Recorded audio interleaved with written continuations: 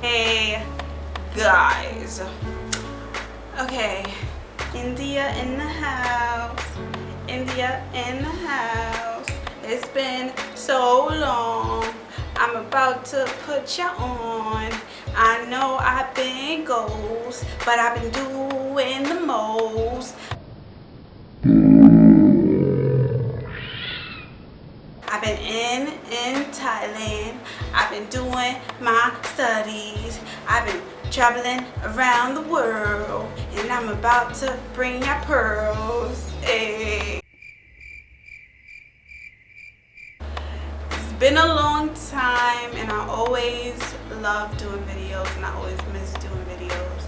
But it's hard to keep up with studies and traveling and being alone and getting to know myself while keeping up with videos and editing and posting. It's a lot of work, so I really recommend, I really respect all of those YouTubers. This is gonna be a video of me just talking about Thailand, my experience here, and everything that I've been doing. I don't even know where to start. I had a paper and it listed everything that I was going to touch base on and talk about. Let me see if because there are literally so many things to talk about.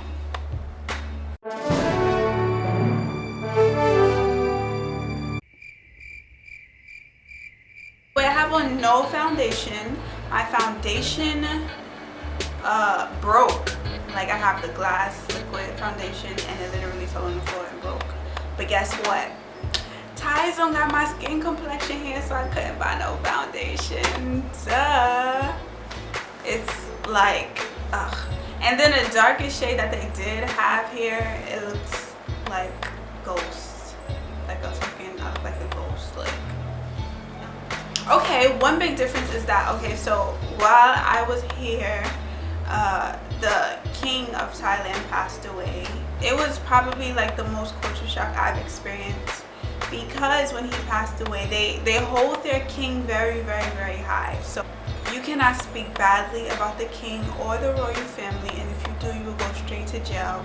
It's not like the United States where you can just post and tweet and Facebook and Instagram anything you want about the president and make all these crazy outlandish memes. If you do that in Thailand, you are going straight to jail.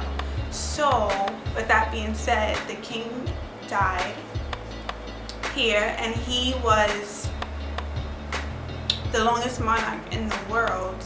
He was here for 70 years. Like, he was the king for 70 years. Like, so this is a big deal for Thailand. So as you guys seen in my previous study abroad video, I recorded everyone in black and white. So that was a big culture shock for me, and it was something that I had to adjust to, because I, one, didn't have a whole bunch of black and white clothes in my closet, and two, if I did wear colors, because I'm very like flamboyant with what I wear and like expressing myself, so when I did wear colors, Thais would like look at me like, is she fucking kidding me? Like, it was just a eye-opener, the way they praised him, the way they treated him, the way the whole country came together as if it was one big funeral. I don't think that anybody would really care if the president died in the United States. They probably would, you know, they would probably like go crazy on social media for maybe like 2 weeks and then it dies down. But here it's been like, people still cry about it. So if you are coming to Thailand soon, just be cautious of speaking badly about the up-and-coming king, which is his son, speaking badly about the king who passed away, anything like that. My flat iron caught on fire. My flat iron caught on fire. My flat iron caught on fire. Out here. Because I guess, I don't know what you call it, but it's just, their electricity socket thing does not match my flat iron.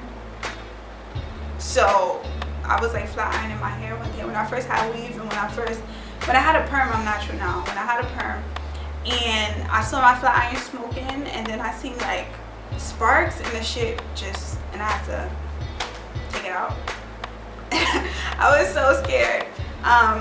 Another thing that I noticed is that Thais share food here. Like when you go out to eat, instead of buying individual orders, you will order something, everyone will order something, and you guys will all share that one order of whatever you ordered.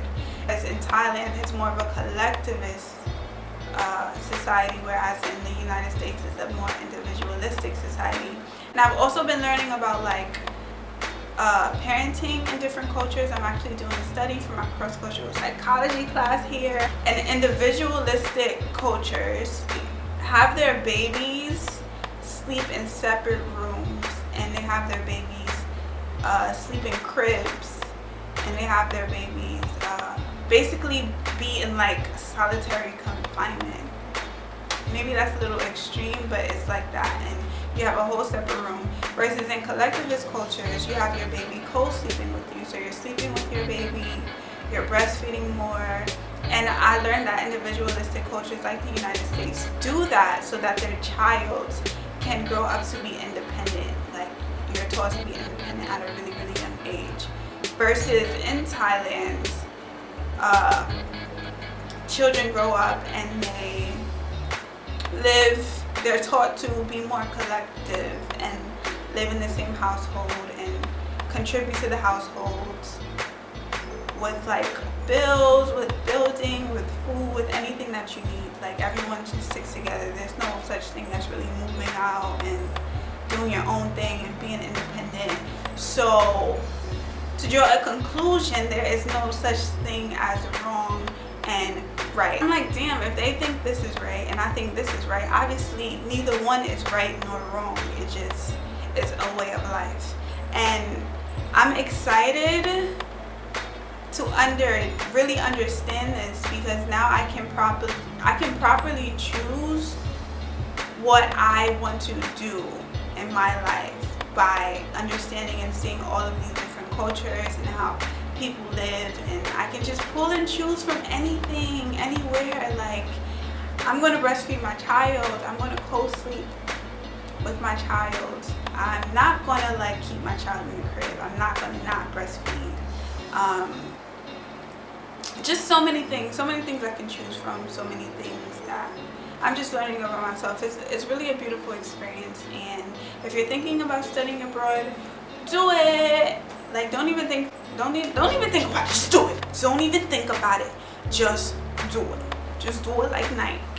Okay, so in Thailand there are a lot of motorcycles. Like motorcycle taxis is like a predominant means of transportation aside from cars, which is really cool. I'm always on a motorcycle taxi. Like literally I wake up for school, for classes, and I'm late on purpose just so that I can get on a motorcycle taxi.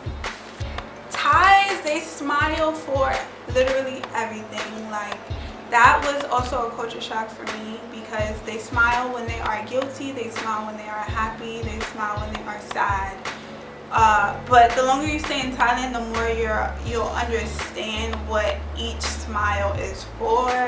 Like it's the weird thing.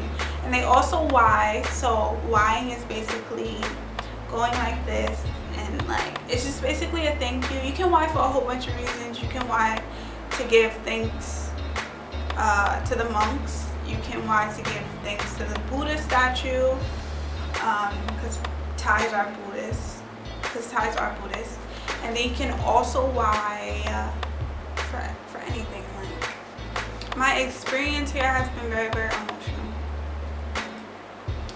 Sometimes I've been here for about 2 months now, 2 months, and sometimes Thailand feels like home. Like it's like a normal routine. I've gotten into my own routine now. Like, and sometimes it feels like home, and then sometimes I still go outside and I'll be like, whoa, I'm in Thailand. Like, what? This is crazy. And for those of you who don't have me on social media or Facebook, like ever since I put these braids in, I would get young Thai girls like touching my hair and like in awe. And then I would also get Thai women telling me that they like my skin and they would like touch my skin because they don't really see people my color hair. And then another thing I also noticed in Thailand is that it's influenced by Western culture. So you'll see like a lot of women with like whitening products on TV and on billboards with bleached skin. So of course browner and darker skin is not the most attractive skin. So when you see someone who's kind of going against the status quo, you're like, whoa, like, you know, it's interesting. But I haven't experienced any racism here. Most racism that I've experienced is from Europeans and people in the West. But that's only because they are in the black and white matrix. Black and white, for one, are nationalities, and I find people calling me black a lot, but that is not a nationality. I find people calling me African American, and that is not a nationality. African American are two continents, you know, not countries. Like this whole black and white matrix has people fighting against each other, and it's like a inferiority complex, or people feel superior than others because they have the label white. People feel inferior because they have the label black, or vice versa. People who have the label black feel superior than those who have the label white, and it's just always like fighting and butting heads. And I haven't seen any racism here. Even though people are bleaching their skin and they're like influenced by Western culture, like it's just, they're not. They cool with me, like. That's also a whole nother video, whole nother topic on how I feel about that. What else? What y'all want to know? Emotional wise, I have been going through very, very intense, deep emotions because I am learning to love myself, and I'm finding myself. And even in this moment right now, I don't feel completely present. I almost feel like I'm having an out of body experience. Like I forgot what you call it, but I feel very detached from reality sometimes because my life is just crazy. It's like amazing. It's fucking amazing. Like figuring out all of these new things about life and about different cultures. And I also understand how to shift the beliefs that I don't want, right? Shift those beliefs and bring in new beliefs, right? I know how to do that to create the life that I want to live. So I know how to do that, and I also know that not all of them, but a lot of different beliefs and values that I can adopt into my own life because I am exposed to them through different cultures and learning about different cultures and what they do aside from my own culture. So now I've been trying to figure out what exactly I want in my life. Do I want to be vegan? Yeah. Do I want to breastfeed? Yeah. Do I want to practice polygamy? Probably not. But polygamy is a great thing. I think people should also look into that and research more about it. It's like very anti, like people in the Western culture won't even think twice about it, but it's something to look into and something to research. But everyone has their own preferences. And I might change my mind. I might wind up in a polygamous relationship. I don't know. But as of right now, I'm just trying to figure out exactly what I want, like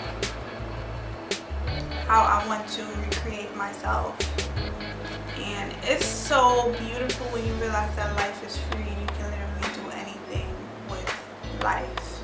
All you have to do is know your mind, know yourself, and love yourself, and trust your decisions, and just create the life that you want. It's such a cliche, but cliches are cliches for a reason, right? Because it works. So just live life, man. And if you want to study abroad, I say fucking study abroad. Don't let nobody stop you. Don't let your mind stop you. Don't just go for it, do it. Don't be scared. It's really an amazing experience. And a lot of people thought that I was gonna be like killed or some crazy shit like that in Thailand, but Thais are the most nicest people I have ever met in my entire life. Like, they are so nice, like way nicer than people in the United States, honestly. So you just never know until you get out there and you try. Meeting a lot of amazing people from all over the world, and it's opening up so many doors for me, because I literally have connections all over the world. I have connections now in Europe, I have connections now in Thailand, I have connections now in Africa, I have connections now in places all over Asia. Like, it's just really, really, really amazing. Like, I have opened up so many opportunities for myself, and my mind is so expanded, and I even have a headache doing this video, because I'm thinking about so much stuff like that I probably left out, that I probably just, I don't know. But if you really want to know, I'm flourishing, and I have bad days too, like days I cry, and days I'm like, yo, this experience is so hard. Days where I'm like, me growing is hard, because I have to get to the root of my issues, and I have to look at who I am now and who I want to be, and I have to like triumph through all of the dirt and the mud, and it's tough. Like, I have hard days. It's not all peaches and cream. Like, I get frustrated when I go outside and I can't communicate with a taxi driver or a local, but it's so rewarding. Words cannot describe, like, words cannot describe. But if you guys want to know any specifics, or if you guys want to know anything more, just let me know. And guess what? I bought my tickets to India and Japan. I'm going to fucking India and Japan. So, India goes to India, hey? India goes to India, hey? Okay, so in India, I'm going to Mumbai, Jaipur, and Agra. And then in Japan, I'm going to go to Tokyo. So I'm going to be in India for 8 days, and then I'm going to be in Tokyo for 5 days. And I am so excited. This is literally a dream come true. This is a dream come true. I cannot say it again. Like, this whole experience has been a dream come true. Me even, first of all, me getting accepted into the college that I wanted to go to, which was Buffalo State. I'm probably going to do a whole nother video on this about my college experience, but I went to Buffalo State because I'm a fashion major. I study fashion, and I wanted to, go to FIT. We have like a 3+1 program at Buffalo State where I study 3 years at Buffalo State, and then my last year, my senior year, I go to FIT and earn 2 degrees. And FIT is the Fashion Institute of Technology. I'm a current senior, and I didn't want to go to FIT, so I stayed here and I decided to study abroad in Thailand, and that's what I'm doing now. Because I know a lot of people ask me what exactly I do, like how come I get to travel so much. So yeah, I did the national exchange program to California, and now I'm doing study abroad in Thailand. And next semester is my last semester of college, so I will be graduating next semester, and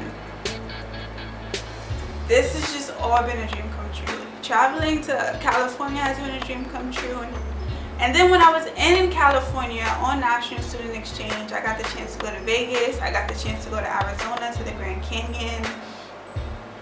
And I got to meet a whole bunch of amazing people. I got to learn myself. I got to like realize that I wanted to be vegan because there's like a lot of health conscious people in California, which is really cool for me.